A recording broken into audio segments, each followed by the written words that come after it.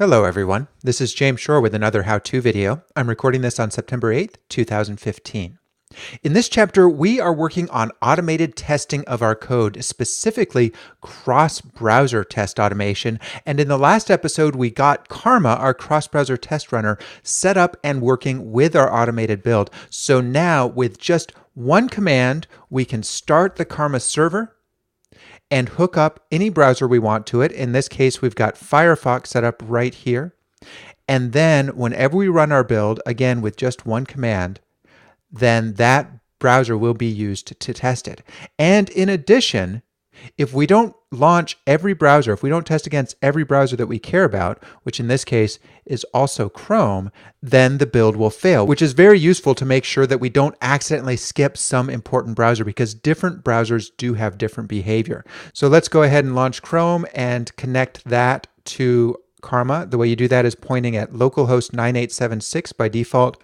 And now that we've done that, one command, we lint everything and we test everything on both Firefox and Chrome.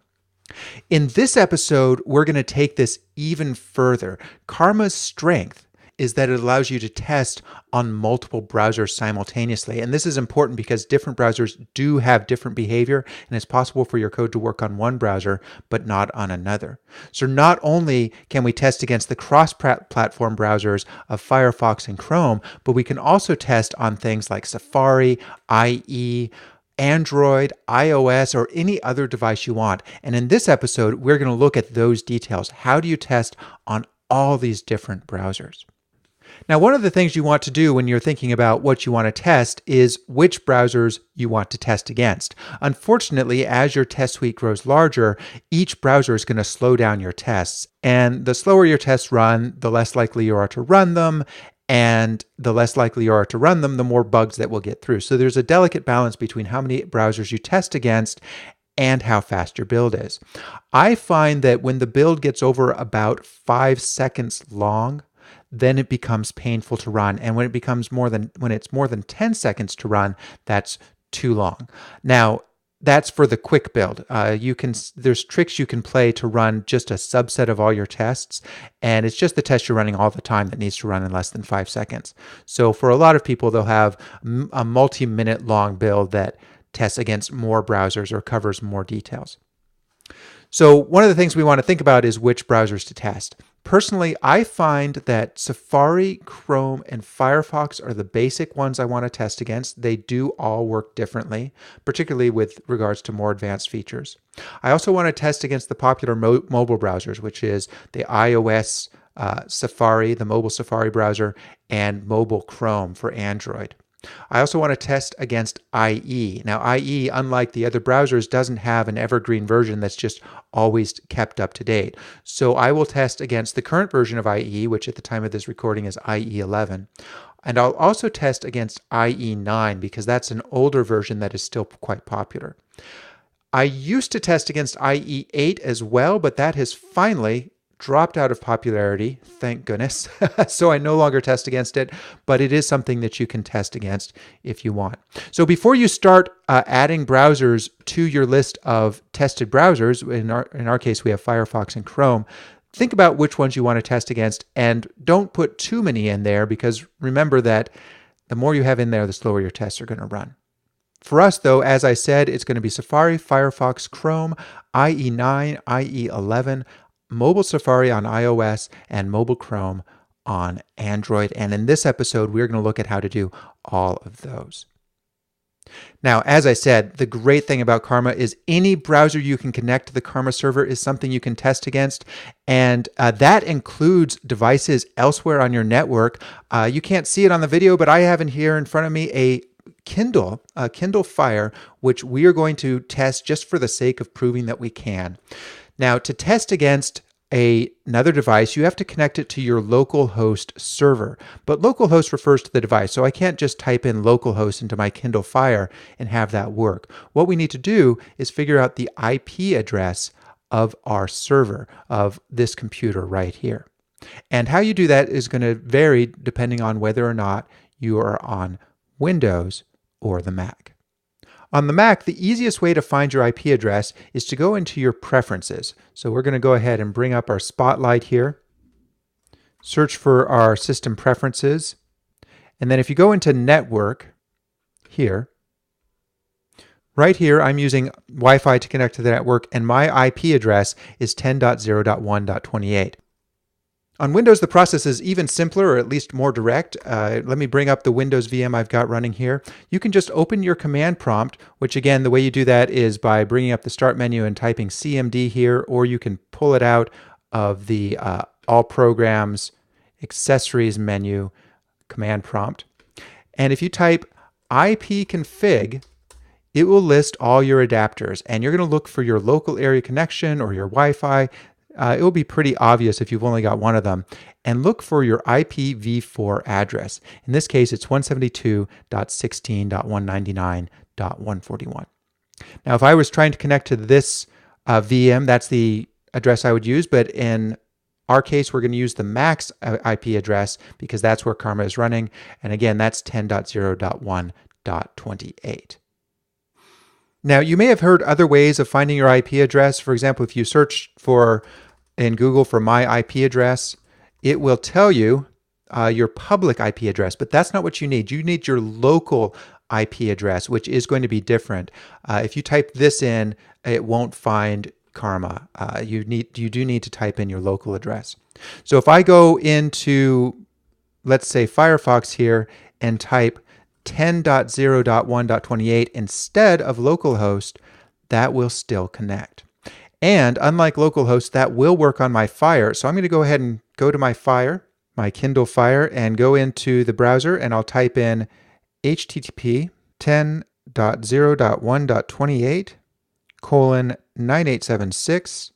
And if that was successful, you'll see it pop up here as one of our tested browsers.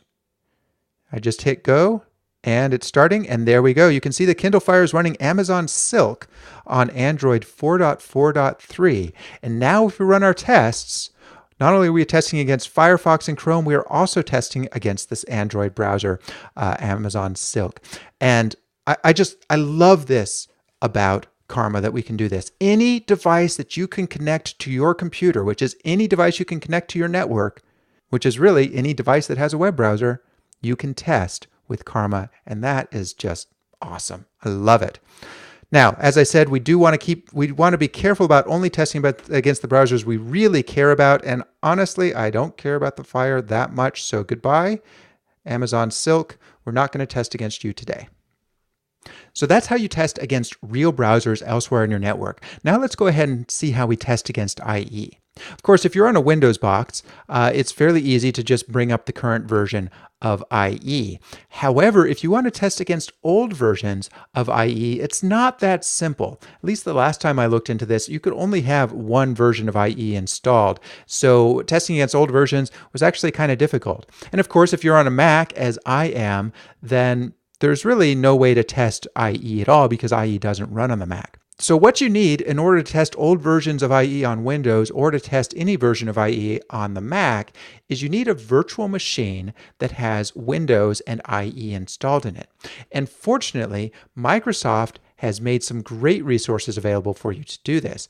They have a bunch of virtual machines with different versions of IE in them. In order to find this, go to modern.ie. Scroll down to the virtual machines link and click it, and then choose which version, choose your operating system and then which version you want. And we are going to install, for the sake of example, IE 11 on Windows 7 in a virtual machine. The platform is which virtual machine software you have. If you don't already have virtual machine software set up, go ahead and choose VirtualBox because it's a free tool that I'm going to show you how to install. So you select that, then click the download.zip, and it's a large file that will take quite a while. Now, do note that these machines expire, and actually they time out as well. So at least the last time I tried them, they did. And that is kind of frustrating when you're doing ongoing testing and developing, as we do here. So if you have a legal copy of Windows, I'd recommend using that instead. But if you don't, then you can use one of these modern.ie virtual machines instead. Personally, I have licenses for Windows 7 that I run my virtual machines on. And just because it is more convenient, it doesn't expire. But if you don't want to pay for it, then this is a great option for you. If you don't already have your own virtual machine software, one you can install is VirtualBox. As I said, it's free. You can find that at virtualbox.org. It's pretty straightforward. Click the big download VirtualBox button and then find your operating system. Windows, you're going to click this link here. Mac, you're going to click this link here. Linux, you know what to do. And once that's downloaded, the way you install it, I'll just show you here. I'm going to bring up the Downloads Finder window. Here we are. You're going to double click the installer here and just follow the prompts. It's really straightforward. On the Mac, you just double click the .pkg and I've already done that. And then once you've got it going, you can open it up in your applications folder and it's going to be under VirtualBox. Once your IE VM has downloaded, go ahead and unzip it, and what you'll find in there is this .ova file. Go ahead and double click that. And what will happen is VirtualBox will pop up and ask you to import the virtual machine. I'm going to go ahead and change the name of this to say modern.ie at the end, just so I can remember this is the one that expires. Microsoft does recommend that you give this at least 1,024 megabytes of RAM, so I'm going to go ahead and do that. And everything else looks good. So I'm going to click import, and it's going to go ahead and import that virtual machine. This takes a little while, so I'll go ahead and skip to the end. Okay, here we go. Our virtual machine has been imported. We're going to go ahead and click it, and then you see all this information come up. I'm going to go ahead and go into the settings because for some reason this has imported with some invalid settings. It's saying that the machine has been assigned less than 30 megabytes of memory, which is required. So I'm going to go ahead and go to our display and bump it up to 30 megabytes. Just to be on the safe side. And then we can start the virtual machine by pressing Start. And you can see it's now starting Windows. This little note here is telling you that if you click inside the virtual machine, it will capture the mouse and you won't be able to bring the mouse outside the machine. But once Windows starts properly, then it will be seamless. It will actually allow you to move the mouse back and forth, and you can see it right here. So there we go. The virtual machine has launched. We are running Windows on our Mac. You may want to go into Devices up here in the menu and select Insert Guest Edition CD. This will install some useful software to make the virtual machine work better on your host computer, whatever it may be. See, I'm going to go ahead and cancel out of this and close all these notifications. And now we can run IE and point it at our Karma server. And remember, that is http://10.0.1.28 in our case, 9876. For you, of course, it's going to be whatever IP config or your network settings showed you. Press enter, and there we go. IE11 is running on Karma. Pretty slick, isn't it? So I'm going to go ahead and get IE9 running as well, and I'm going to run those in my copy of VMware since I do own a copy, and I'll be back in just a moment. Okay, now we have Firefox, Chrome, IE9, and IE11, and we can run tests against all of those simultaneously. Just love it. Just love it, love it, love it, love it. Let's go ahead and get Safari in the mix too. Now, if you don't have a Mac, I don't believe there's any way for you to run Safari short of launching a Mac VM, and I'm not sure about the legality of that, so you'll need to check your license agreement before you try that. If you don't have if you're running Windows and the license doesn't allow you to run Mac VMs, then you can, of course, get a Macintosh, put it on your network, and connect it over the network as you would with anything else. Now, this is all of our desktop browsers, and that is fantastic.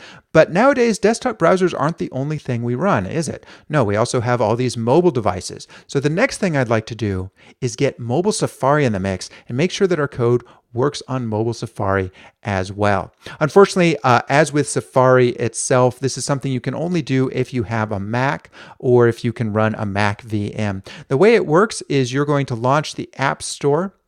That's going to be bring up Spotlight and run the App Store. Go ahead and search for Xcode, which is the Apple development environment. and click the install button. It's free. I already have it installed, so it just has open here. Now I'm going to go ahead and close down the App Store and run Xcode. Again, I'm going to bring up Spotlight, run Xcode, and it just brings up a menu bar here. What we want to do is go into the preferences, install the iOS simulator. That's here under downloads.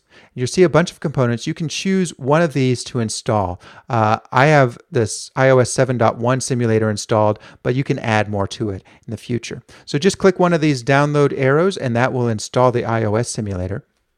Once you have that downloaded and installed, you can go ahead and quit Xcode like this. Once the iOS simulator is installed, you need to run it. Now, hopefully you can just go into Spotlight and type iOS simulator and run it that way. But it may be that Spotlight doesn't find it because it's kind of buried away. So let me show you how to find it if it's not available for you in Spotlight. You need to go into your Finder and then into your Applications, and you'll see Xcode down here. There's a bit of a trick here. Right-click Xcode and say Show Package Contents. That will get you into the application bundle, which is actually just a sort of a zipped up directory. You're going to go to Contents, Application, or Developer, Applications, and there's your iOS simulator. You can right-click that, make alias, and you'll maybe need to type in your password, and then drag that back out to your applications folder. And that way you can run it directly from your applications. You can see I've done this before. Once you have that ready to go, double click it, and that's how you can run the iOS simulator without having to run Xcode first, which is nice and convenient. Once you double click it, your iOS device will come up, bring up Safari, and you can just type in localhost 9876, and that will connect you to Karma. And now we've got all the desktop browsers running that we care about anyway, and we have mobile Safari going. I love it. I love it so much. And we can test against them all simultaneously.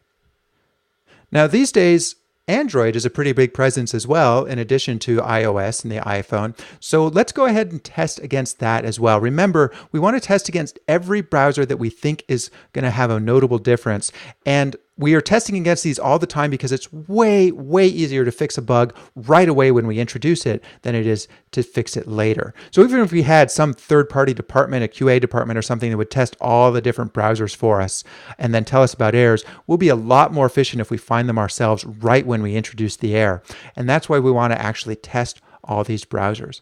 So there are significant differences between Android or specifically mobile Chrome and mobile Safari, specifically in the area of touch support. So let's go ahead and support Android as well. The way you're going to do that is you're going to need to install the Android SDK. And actually, I go ahead and install the Android IDE. Go to developer.android.com, click the Get the SDK button. That will take you to a page that looks something like this. Go ahead and click the Download Android Studio button, and then read the license agreement, agree to it, and click this button here. Once you've done that, you'll have this Android Studio image file. I imagine it's very similar on Windows, and on the Mac, you can just drag it over. On Windows, you're going to go through and install process. Now, I already have it installed, so I'm not going to install it again. Let's go ahead and run it. I'll run it again using Spotlight. Go to the Android Studio. Now, the first time you run Android Studio, it's going to do a lot of downloading.